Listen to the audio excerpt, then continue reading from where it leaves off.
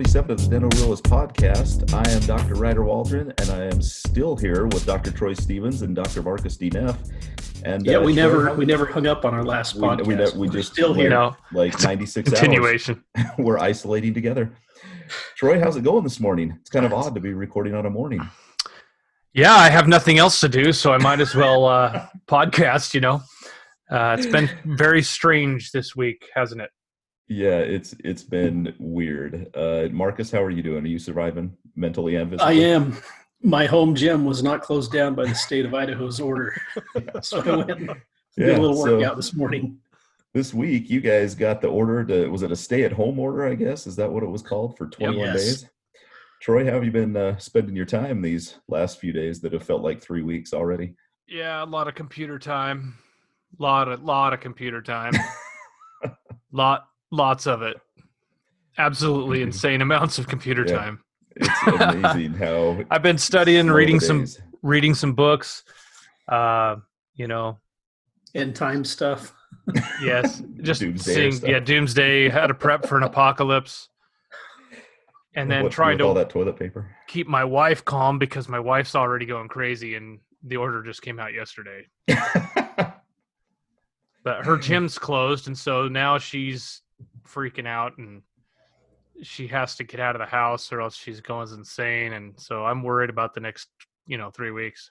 Yeah, we'll send her to Marcus's gym. I guess that's open in his basement. Yes. Well, we have something out in our garage that she's got set up, but apparently she needed weights because right after the essential order came through, or don't leave the house except for essential things, my wife assumed that going to Walmart to look for a 12-pound weight was essential.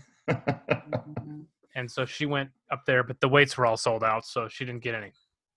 Well, if the government's not going to be specific about what is essential, I say that sounds essential to me. It's all up to you to decide what's essential, I guess.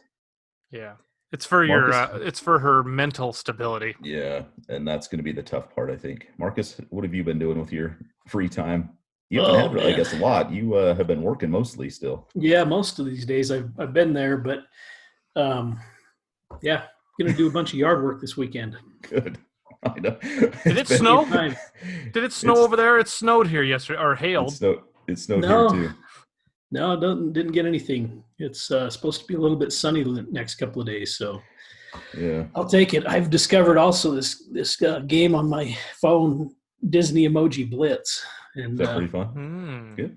Not really, but I just keep playing it because I got to get more gems and more coins. You bet you do. Get new emojis. So. Yeah, it is so weird being home. I've been home for, I guess this is the third day when we're not supposed to see anything but essential patients, and I'm not going back to work till Monday to see some essential patients. So it's now when you see your essential patients, do you use essential oils? I do.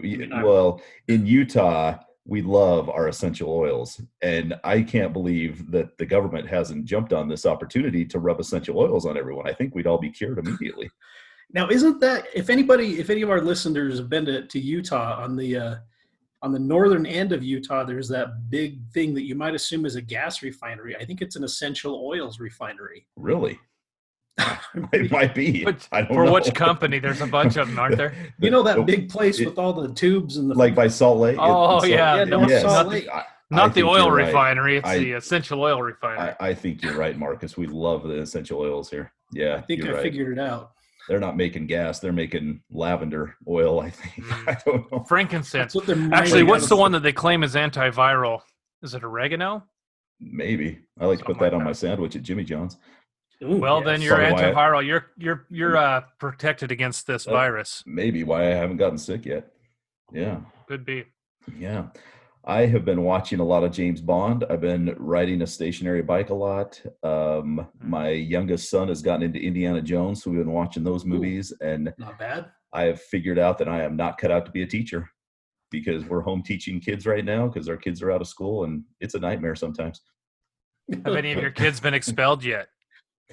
They have not been expelled. Well, not yet. Not yet. I'm trying to think if they've been sent to the principal's office a couple of times, which is their bedroom, but no expulsion yet. We'll see how that goes. We're only on, I think this is the second week is also. Got like 6 weeks to go. Woohoo.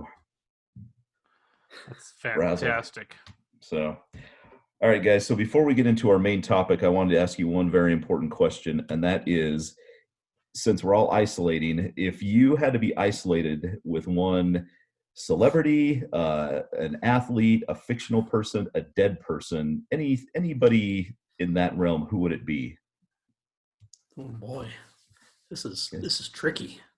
I'd rather be alone. I know. I think I'd be by myself. I think I'd just be alone, Ryder. I think I would too. I think that's a fair, it's a fair answer. I know that there had to be somebody that you were thinking of, though. Bring that question up.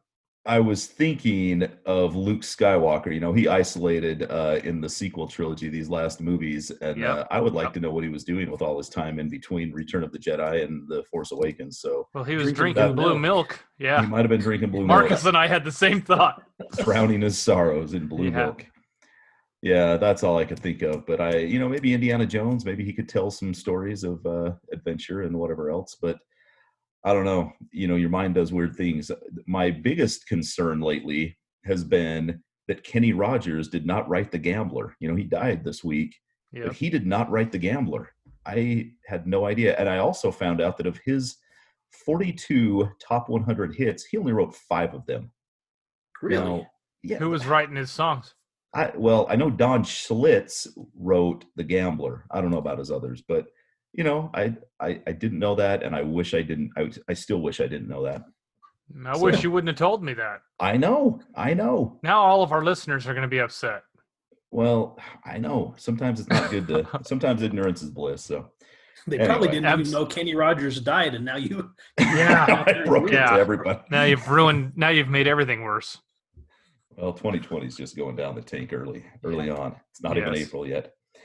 So, all right. Well, let's get to some better things. On episode 46, we talked about how COVID-19 is affecting dental practices. Today, we wanted to talk about some more positive things about how to manage these stressful times, because I imagine it's super stressful for most dentists right now, and dental students and everything like that. So do you guys want to start with this Scary Times Success Manual?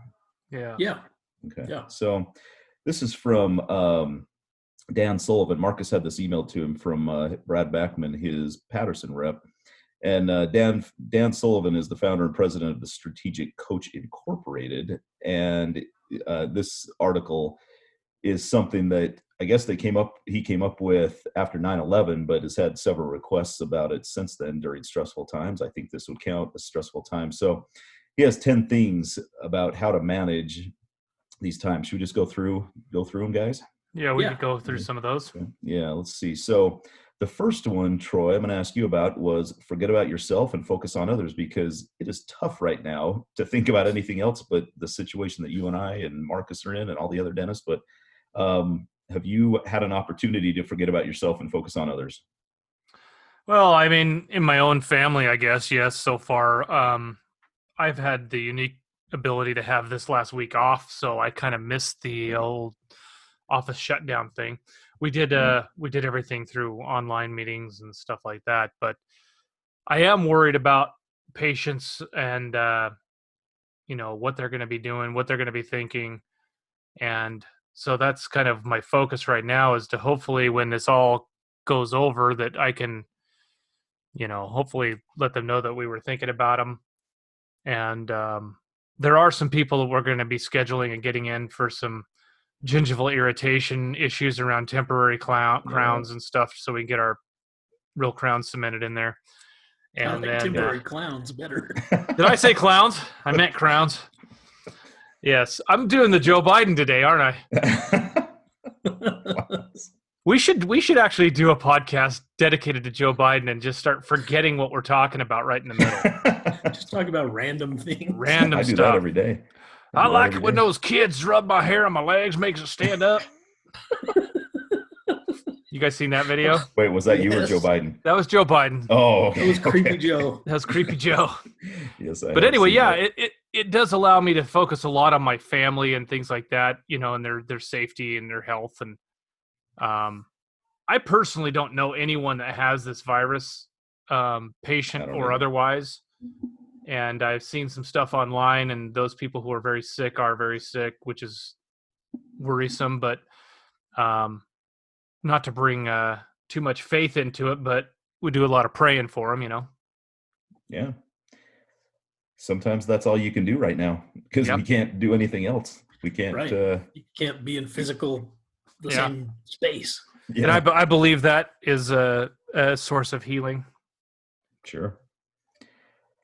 Well, Marcus, I'm going to jump down to another one that is titled "Forget About the Future, Focus on Today." Dan Sullivan says that the future is an abstraction, and we really don't know basically what that future holds. So how would this pertain to dentists right now? Because I am terrified for my future right now because I may not, retirement's going down. Who knows how our patients are doing, things like that. But how does this affect dentists or pertain to dentists?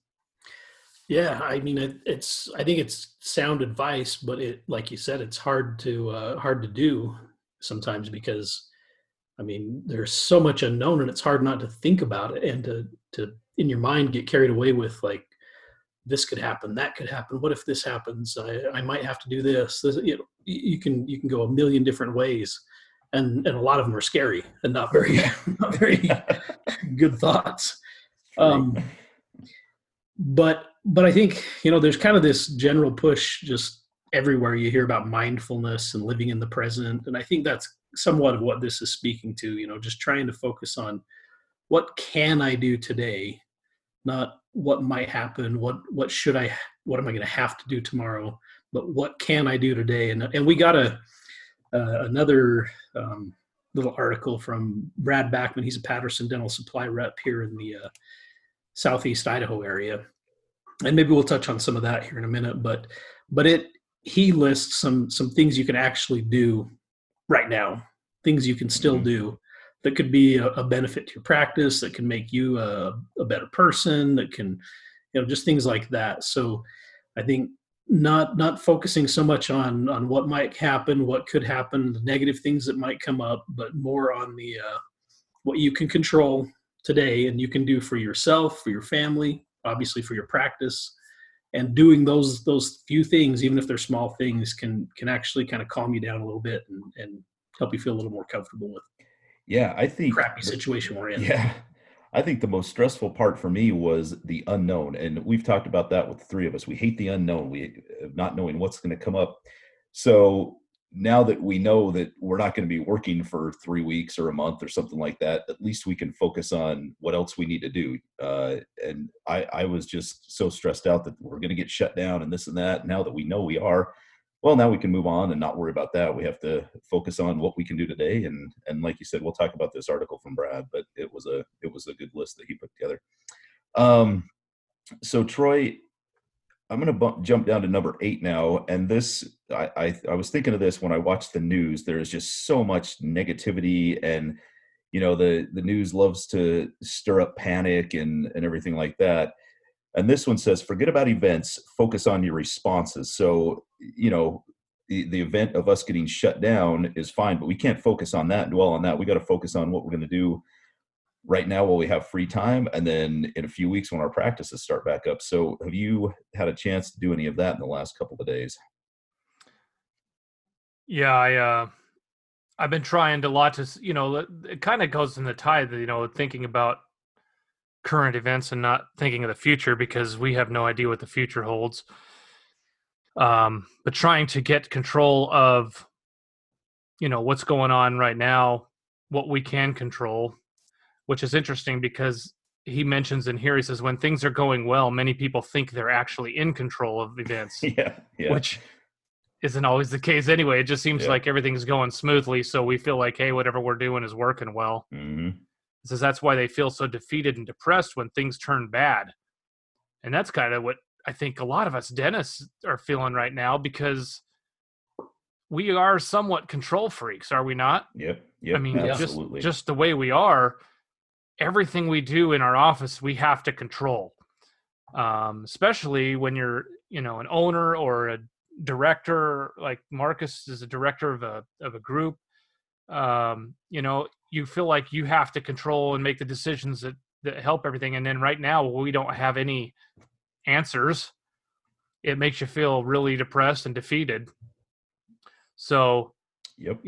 Thinking of things we can do today, with us, we spearheaded the whole thing where if we lay our staff off, they're able to collect unemployment. Horrible, horrible thought to ever have to do that, but we're doing it for the benefit of them to try and keep them from suffering as much as they would have, had we kept them employed, because we don't have, we're not going to have the money to pay payroll for a month without production. Yeah. And so, is there anything else you guys wanted to add to that? No, I just know that I have noticed when I watch the news and I'll sit there and just stew over it and be like, what, if they would just have a little positivity or, but it's always, well, there's more cases and nothing's being done and this and that. And it's like, well, yeah, that may be true. I don't know if it's true. There's no way for us to know it's true. But I noticed the more that they stir up this panic in me, the more I want to watch the news and see, okay, is this going to change? Oh, is it getting better? And it's just dumb. If you just turn it off, I've noticed if I just turn it off and watch something else, like I said, I've been watching James Bond and Indiana Jones, I think, yeah, that totally takes my mind off it. And personally, except for being home from work and stuck in my house, I wouldn't know that there was any pandemic going on because, like you said, I don't have anybody that I know that's sick, and trying to protect my family and everything and entertain kids and all that. But it's, if we turn off some of the negativity, it really seems to have a positive effect on our lives. Sure. Yeah. Well, Marcus, I'm going to combine a couple of these for you because I think they kind of go together. One was forget about your losses, focus on your opportunities. The other one was forget about your complaints, focus on your gratitude. So have you been able to kind of put off some of the negativity with forgetting about, I guess you haven't lost income yet, but there's been some tough times in your office, and it sounds like some more coming up. So have you been able to forget about this negative stuff and focus on things that you're more grateful for at this time? I think you definitely start to feel a little more grateful for just the basic things that you have. That you probably just don't think about from day to day. Anything from just having a nice house to be comfortable in during all this. The fact that I've got a few weights and a few things I can go exercise. Being thankful for your family. You start to spend, or maybe you're not so thankful because you get tired of them and you want them to get the heck out of your space. But just the people around you that support you. The simple things that really, in the end, really matter. So yeah, I think it's refocused me a little bit in that way. And then forget about your losses. It's a little different for me because financially it hasn't impacted me so much. Just the nature of the job that I have with this organization. So I'm still collecting my income and salary. It's a little different than probably you guys or a lot of our listeners who maybe own their practices. And so obviously being shut down is going to have a big impact and cause you some losses, but losses of just some of my autonomy, my ability to just go do what I want when I want. It almost makes me angry sometimes when I sit and think about it. I'm like, I'm just pissed off that I don't think this is quite as bad as anyway. Yeah. So, but there are opportunities in this. I've got a little more free time. I can use that free time to be more creative, to try to, learn things by reading books, watching, documentaries, whatever it is. Whatever you like to do. There's opportunities. Yeah, absolutely. And I think that's good. And it is a little stressful with, not having income. We've talked about that, but I think it's been a wake up call. I hope it's been a wake up call for people to set aside some money, have a savings account for a rainy day. Because I think, like we talked about on our last show, this is going to be devastating to a lot of dentists, and they can't. I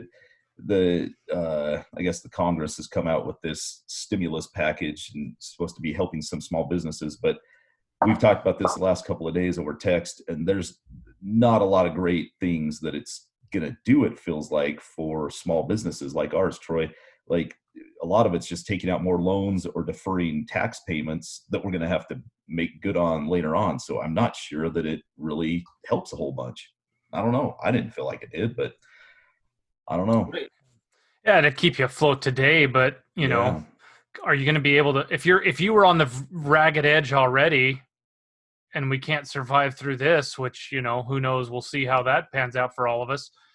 How are we going to survive more debt in our practices? Right. You know, I mean, that's already a problem in dentistry. Is overhead is really high. Insurances dictate what you make. And so how are you gonna pay more debt? Yeah. I did see, I can't remember if it was in Oregon or Washington, one of the Delta Dentals said they would pay dentists 50% or something of what they may bill out in the future. I wasn't exactly sure how this would work, but it felt like the dentists were going to be going into debt to insurance companies as if we're not already controlled by them enough. I thought that was, I don't know. I think it was a PR stunt by the insurances to, you know, say, oh, we're going to help these dentists out. You know, we're so grateful for them and blah, blah, blah. But I haven't seen a lot that I am interested in partaking of with this legislation. So yeah, I don't know. Hopefully it'll be able to help some people out. I know there's some grants and stuff available, but those are on first come, first serve basis. And, you know, if there's anything free for dentists, you know, we line up real fast and it's hard to get. I mean, if anybody's ever been to a free dinner for dentists or anything, you know, that food goes fast. So I imagine you have to qualify for it too. We looked into that a little bit. You have to have certain qualifications.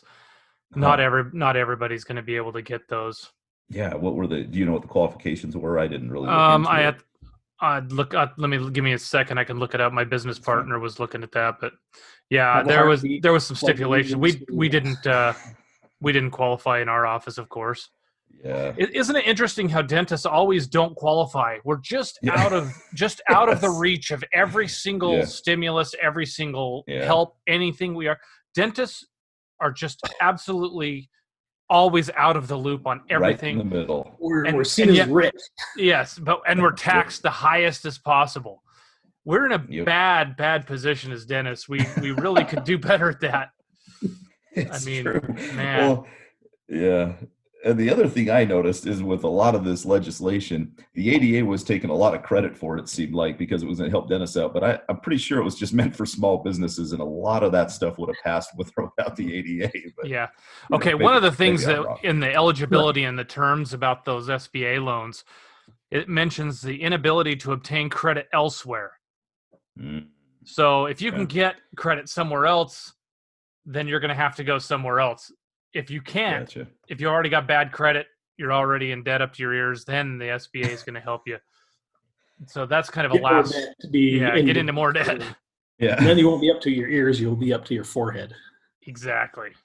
So. You know, I was listening to President Trump's news conference yesterday, and he was talking about bailing out the airlines and things like that. And he said, you may see that, will help out these airlines, and we may own a piece of them after. Americans may own a piece of them. And I feel like that's kind of how these dental SBA loans would be, that the government would own just a tiny little piece of you after that. And anyway, I mean, anytime you get a government-backed loan, whether it's a student loan or whatever it is, there's a lot of stuff attached to it. Yeah. Yep.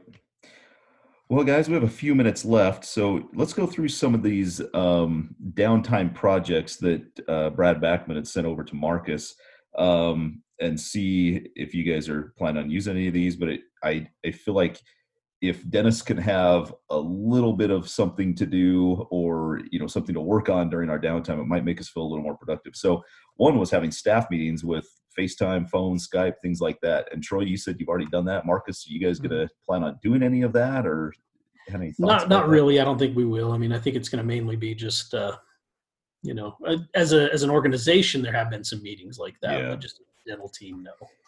Yeah, I don't know if I will either. We usually have a group text going with my office, and I think my staff seems pretty fine-tuned into things. And there's not really anything I can tell them to work on or anything, because I don't even know when we'll be back to work for sure. And, without being at the office and things like that, it's a little bit hard. But it's a good idea for offices that do need to have these meetings. I thought some of this was a good idea. Create a managerial calendar, because that's something I don't do enough of by planning out like a whole year. I think, don't you go ahead like the whole year, Troy, and plan your time off and things like that? And I don't do much of that, but this is kind of throwing a wrench in it. Yeah, it probably we weren't planning on taking a mandatory 3-week vacation. Yeah, and actually, it's not really a vacation; it's just a forced stay at home. Yeah, and that's what I've said. I guess this is my vacation for like the next 2 years or something like that, because I'm going to feel like I don't have as much chance to take time off. But that's fine, whatever. Yeah, the frustrating part is when things open back up. How backlogged are we going to be? Yeah, how much more are we going to have to work to try and make up for all of this? Yeah, it's going to be kind of frustrating to see, and how long we can handle it. Because we've talked before, 4 days is a lot already in dentistry. Working 5-6 days a week to get caught up might be, it's not off the books, but, it might be something you have to do.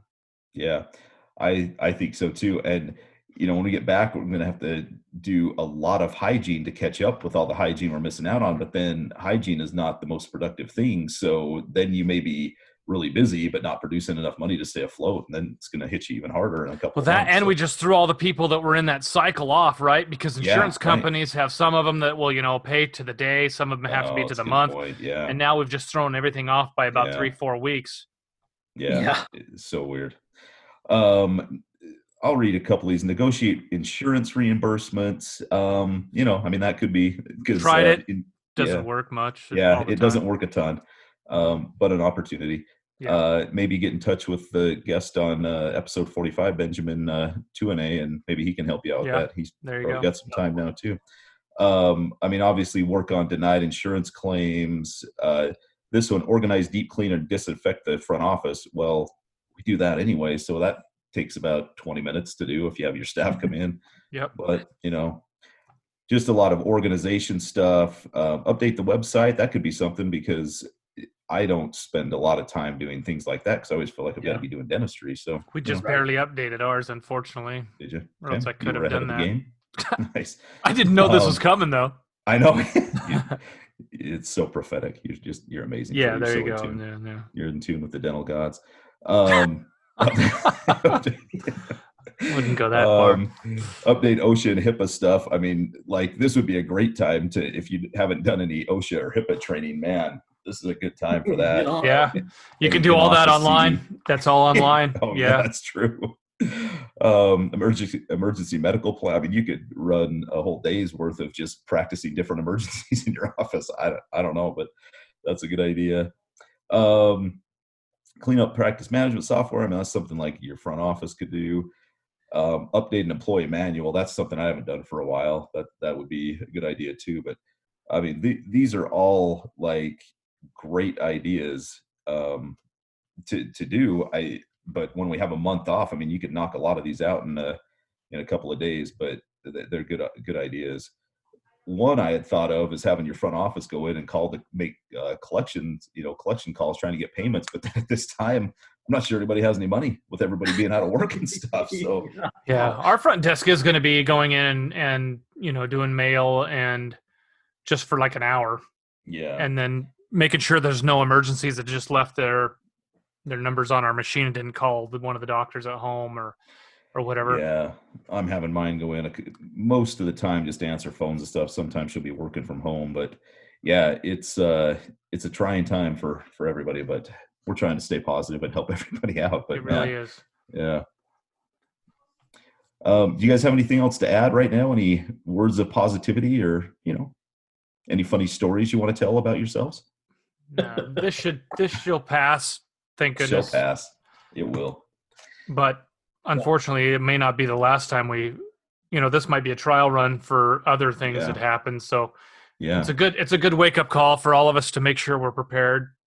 I think so. Make sure you've got enough toilet paper and water, because that's the first to go. I never would have thought. Especially in respiratory virus. And distilled water is one of those that's like not very available. Yeah. I haven't bought a distiller, and I guess Troy has a distiller at his office, but I bought a distiller just in case, because I was having a hard time finding some. I think I've got enough now, but it was a little scary not to be able to sterilize instruments if I didn't have any distilled water. Well, trying times, trying measures. You don't need to. You don't need to sterilize anything. Don't sterilize. Just run over some hot water. Just kidding. Anybody listening there? I was a joke. If OSHA is listening, that was a total joke. Total joke. Yeah. That's the thing about dentistry, though. We always are practicing universal precautions. Yeah. Of course, aerosolized stuff, airborne things are a little harder to control. Of course, people coughing, sneezing, and that kind of thing. But we're always whipping up stuff out of people's mouths and blowing it into the air. Which interesting, fun. One little thing when my business partner and I were discussing this, he's like, now that I've looked at all this, N95 masks and all this HEPA filtration systems and stuff, he goes, I wonder if we should even be doing this anyway. Ever. Right. Yeah, it's amazing, right? The way that we do stuff and aerosolize and everything. Should we even do dentistry? Is it even safe? It's true. It's true. Yeah. Should just edentulate everyone right around like 18 years old and just make them a denture. Yeah. Call it good. Say sorry. We're no longer aerosolizing anything. Oh man. All right, guys. Well, this was a little more fun than the last episode. It didn't feel quite as heavy. And now that we all have a lot of free time, we'll probably be podcasting some more, getting some more episodes out. So yeah, it's amazing how much time we have on our hands. Yeah. We can't wait to talk to each other. It's like getting out in the real world. Exactly. So if any listeners have any topics they want us to discuss, we will. And if not, we thank you for listening to episode 47. We'll be back on episode 48. Thanks a lot.